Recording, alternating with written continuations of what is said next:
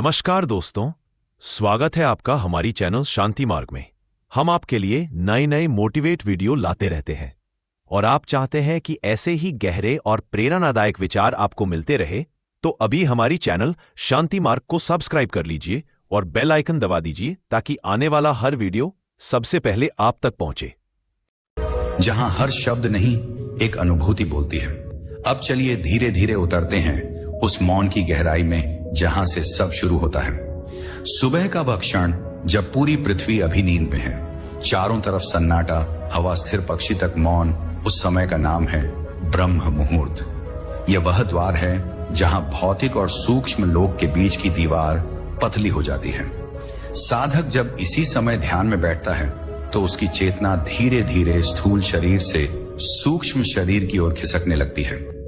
शरीर तो वहीं बैठा रहता है, मगर भीतर कुछ घटने लगता है। श्वास हल्की हो जाती है, विचार ठहरने लगते हैं और फिर अचानक एक क्षण ऐसा आता है जब साधक महसूस करता है वह अब शरीर नहीं है।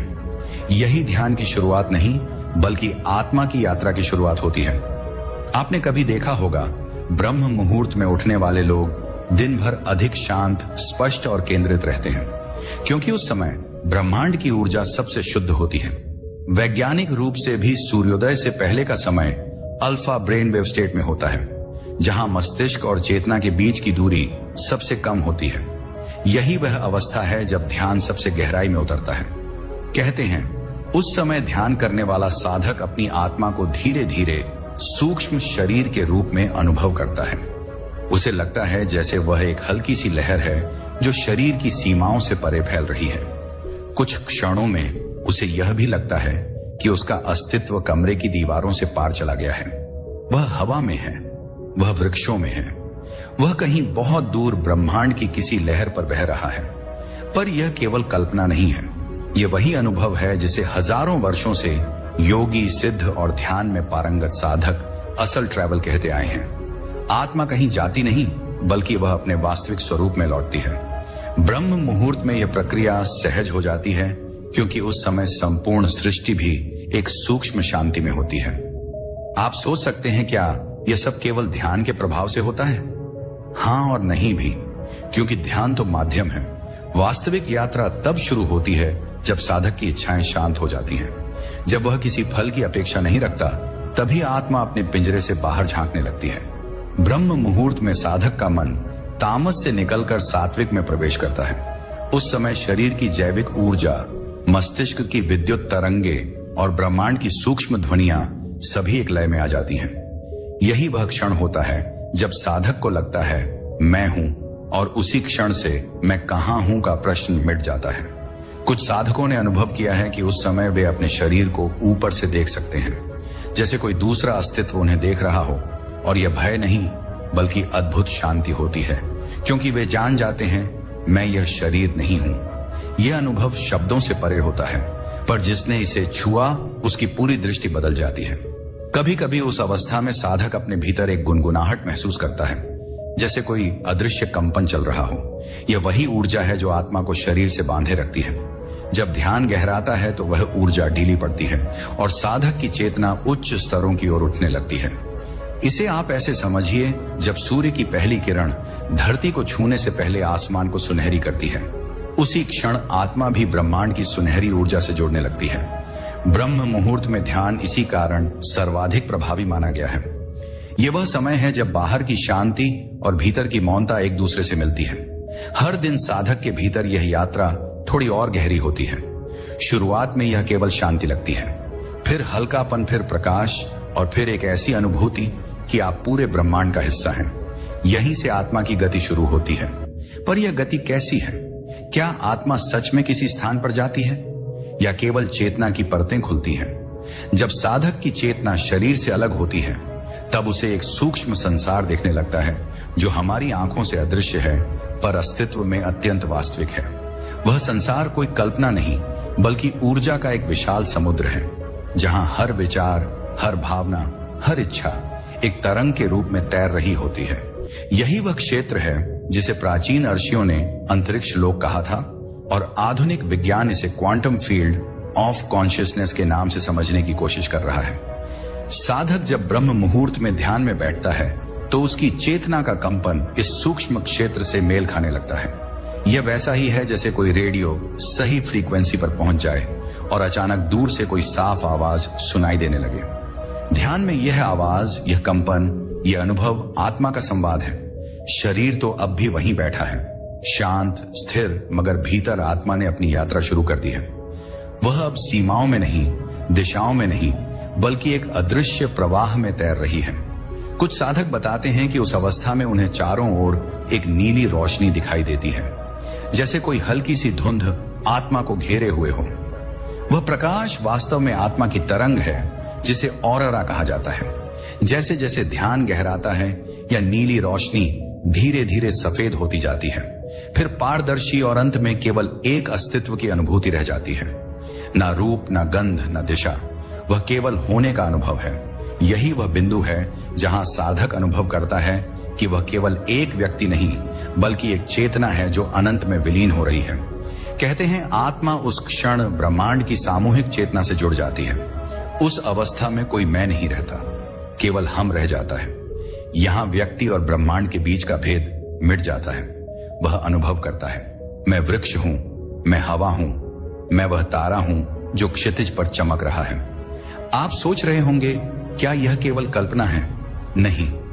यदि ध्यान केवल कल्पना होता तो हजारों वर्षों से साधक इसके लिए अपनी पूरी जीवन ऊर्जा समर्पित ना करते। विज्ञान भी अब यह स्वीकार करने लगा है कि चेतना शरीर से अलग स्तर पर कार्य करती है। क्वांटम अध्ययन यह कहता है कि चेतना किसी लोकल बिंदु में नहीं रहती, बल्कि वह एक नॉन लोकल एनर्जी फील्ड है, अर्थात वह हर जगह है।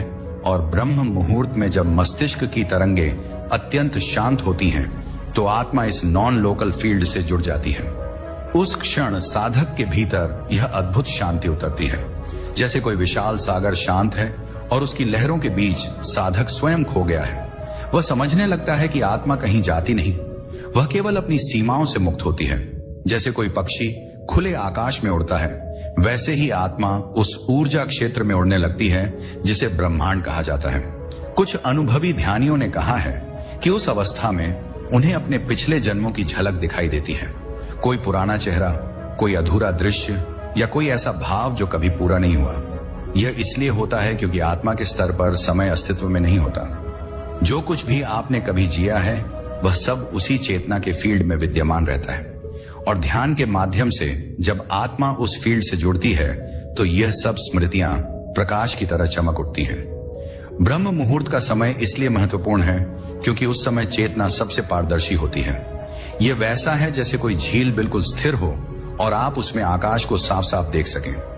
दिन के अन्य समयों में मन की लहरें इतनी अशांत होती हैं कि आत्मा का प्रतिबिंब दिखाई नहीं देता, लेकिन ब्रह्म मुहूर्त में जब पूरा वातावरण मौन होता है, जब विचार ठहर चुके होते हैं, तभी आत्मा अपनी वास्तविक आकृति दिखाती है। यह यात्रा किसी दृश्य संसार की नहीं, बल्कि अनुभव की है। जो साधक इसे जीता है, वह धीरे धीरे समझता है कि जीवन का सार केवल श्वास और शरीर नहीं है, बल्कि चेतना की निरंतरता है। उसकी दृष्टि बदल जाती है। वह अब लोगों को शरीर के रूप में नहीं देखता, बल्कि ऊर्जा के रूप में देखने लगता है। हर व्यक्ति, हर पेड़, हर आवाज उसे एक तरंग की तरह प्रतीत होती है और वह उस तरंग का हिस्सा बन जाता है। और यहीं पर आत्मा की अगली अवस्था शुरू होती है, जहां वह सूक्ष्म लोक के पार जाकर कारण लोक की सीमा छूती है।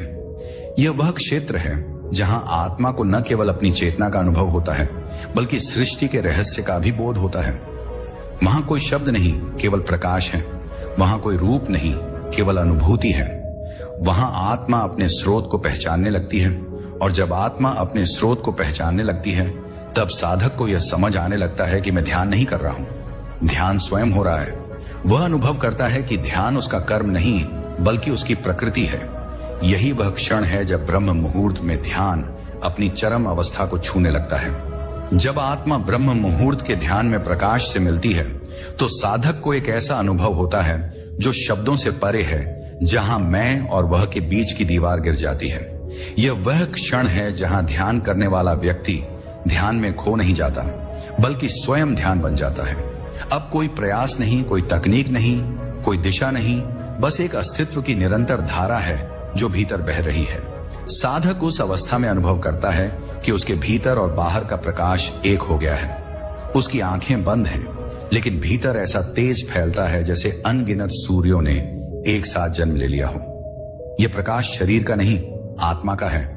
और यह वही क्षण होता है जब आत्मा अपने स्रोत, अपने ब्रह्म से जुड़ने लगती है। ब्रह्म मुहूर्त के इस अनुभव को प्राचीन ग्रंथों में प्रकाश समाधि कहा गया है। यह कोई कल्पना नहीं, बल्कि अस्तित्व का सबसे गहरा स्पर्श है। उस क्षण आत्मा को यह एहसास होता है कि वह कभी जन्मी ही नहीं थी और कभी मरेगी भी नहीं। वह स्वयं सृष्टि की धड़कन है, वही गति है जिससे ब्रह्मांड की हर चीज चल रही है। यह प्रकाश किसी रंग का नहीं होता, किसी दिशा का नहीं होता, वह सर्वव्यापक है। और इसीलिए जब साधक उसमें खो जाता है तो उसे लगता है जैसे वह खुद ब्रह्मांड बन गया है। उसकी चेतना अब किसी एक शरीर, एक जीवन या एक नाम तक सीमित नहीं रहती। वह देखता है यह सब रूप, यह सब चेहरे, यह सब समय उसी प्रकाश के विभिन्न कंपन हैं। वह अनुभव करता है कि हर व्यक्ति, हर तारा, हर जीवन उसी ऊर्जा का विस्तार है जो उसके भीतर बह रही है। उसके लिए अब कोई दूसरा नहीं रहता। उस क्षण प्रेम अपनी शुद्धतम अवस्था में प्रकट होता है, क्योंकि वहां अब कोई अलगाव नहीं। जब मैं और तुम मिट जाते हैं तब जो शेष रहता है वही प्रेम है। ब्रह्म मुहूर्त में इस मिलन का कारण यह है कि उस समय ब्रह्मांड की सूक्ष्म तरंगे, पृथ्वी की धड़कन और आत्मा की आवृत्ति एक ही स्वर में गूंजती है। यह वही समय है जब सृष्टि और साधक के बीच की दूरी शून्य हो जाती है। जो ध्यान इस समय किया जाता है वह किसी विधि से नहीं, बल्कि स्वयं सृष्टि की अनुकंपा से होता है। यही कारण है कि उस समय किया गया ध्यान केवल मन को शांत नहीं करता, बल्कि आत्मा को जागृत करता है। कई साधक बताते हैं कि इस अवस्था में उन्हें ऐसा लगता है जैसे वे किसी अनंत सुरंग में जा रहे हों, जहां चारों ओर प्रकाश ही प्रकाश है और बीच में केवल एक कंपन है जो कहता है तुम घर लौट आए हो। उस क्षण आत्मा अपने घर को पहचान लेती है। यह वही घर है जिसे उपनिषदों में कहा गया, तत्व मसीह तू वही है। पर यहां एक बड़ा रहस्य छिपा है। जैसे ही आत्मा प्रकाश में पूरी तरह डूब जाती है, वहां उसका अहंकार पिघलने लगता है। कई साधक इसी बिंदु पर भय महसूस करते हैं, क्योंकि उन्हें लगता है कि वे मिट रहे हैं। लेकिन वास्तव में मिटना ही पुनर्जन्म है। जो मिट रहा है वह झूठा मैं है, जो बचता है वही वास्तविक आत्मा है। इस अवस्था में समय का बोध समाप्त हो जाता है। एक सेकंड एक युग के समान महसूस होता है और एक युग केवल एक श्वास जितना छोटा। साधक लौटने के बाद जब अपनी आंखें खोलता है तो अक्सर कहता है, मुझे नहीं पता मैं कितनी देर बैठा था, क्योंकि वह समय के परे चला गया था। वह उस क्षेत्र में था जहां केवल चेतना है, जहां घड़ी नहीं चलती, जहां शुरुआत और अंत का अर्थ समाप्त हो जाता है। ब्रह्म मुहूर्त का प्रकाश कोई बाहरी सूर्य नहीं, बल्कि भीतर का सूर्य है। इसलिए योग शास्त्र कहता है, सूर्य केवल बाहर नहीं उगता, वह हर दिन तुम्हारे भीतर भी उगता है। जब साधक इस भीतर के सूर्य को देखने लगता है, तब उसके जीवन की दिशा पूरी तरह बदल जाती है। अब वह बाहरी घटनाओं से प्रभावित नहीं होता, वह शांत रहता है, क्योंकि उसने शांति को बाहर नहीं, भीतर पा लिया है। कभी कभी इस अवस्था में साधक को ऐसा लगता है कि वह अपने शरीर के ऊपर तैर रहा है, जैसे हवा में कोई हल्का अस्तित्व। यह कोई भ्रम नहीं, बल्कि चेतना की विस्तार अवस्था है। शरीर के तंतु इतने शांत हो जाते हैं कि आत्मा उन्हें छोड़कर ऊर्जा के रूप में ऊपर उठ जाती है। वह अनुभव करता है कि वह कमरे की दीवारों से पार आकाश की ऊंचाई तक पहुंच गया है। उसके चारों ओर एक अपार प्रकाश फैला है और उस प्रकाश में कोई भय नहीं, केवल अपनापन है। यही वह क्षण होता है जब साधक समझता है आत्मा कहीं जाती नहीं, वह केवल अपने आप में फैलती है। वह जिस प्रकाश में समाई है वही उसका स्वरूप है। और जब यह समझ उतर जाती है तो साधक के भीतर से सारे प्रश्न समाप्त हो जाते हैं।